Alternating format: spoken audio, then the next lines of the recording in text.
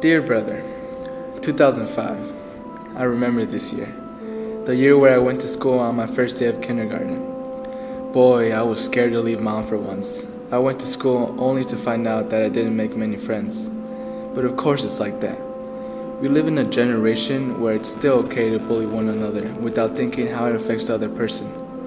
But don't worry, I still had a great time for the first weeks as I picture it. Dust on my shoes from the sand in the playground.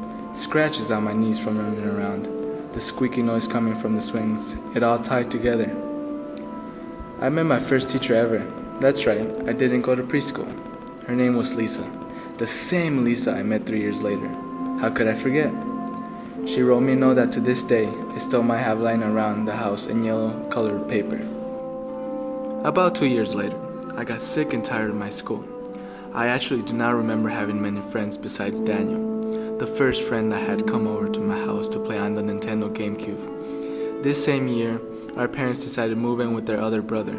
It was a great time for me to focus my mind on where it should be. Moving to St. Paul, Minnesota, a couple minutes away from Minneapolis, was probably one of the best things that has happened to me because it led to the school and great friends I have today.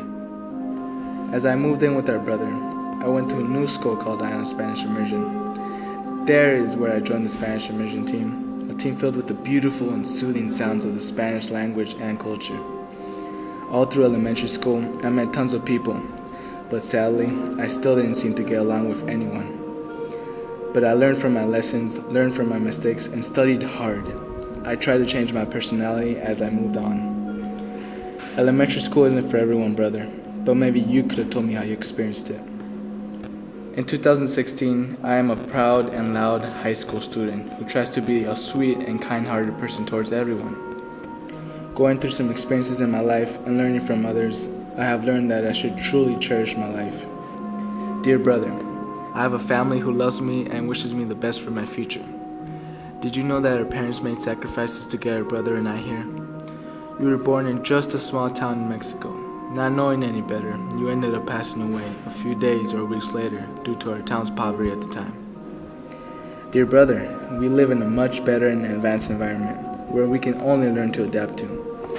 I can only assume that you're in a better place now. I want to make my parents proud, something you could have done as well.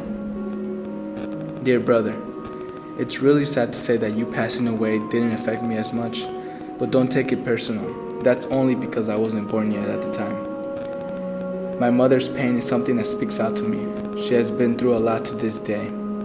Dear brother, you'll love the family. I'm glad that I was raised by great parents and helped by a responsible and hardworking older brother. I might have taken your name, but one thing's for certain, you have not been replaced, and to this day you are still remembered.